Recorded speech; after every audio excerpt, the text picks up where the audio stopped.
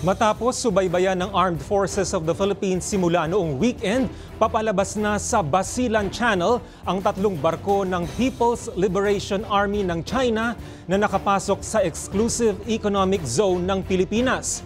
Ayon sa Philippine Navy, dumaan ang mga barko sa Scarborough Shoal, Mindoro, Palawan hanggang Sulusi.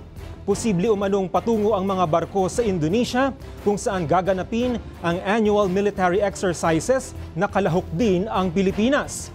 Dahil dito, mahigpit na binantayan ng AFP assets ang galaw ng naturang mga barko ng China.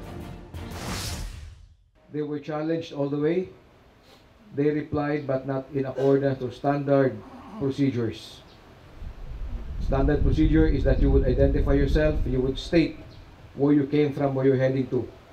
The only reply given to Western Mindanao Command was that they are exercising freedom of navigation and innocent passage.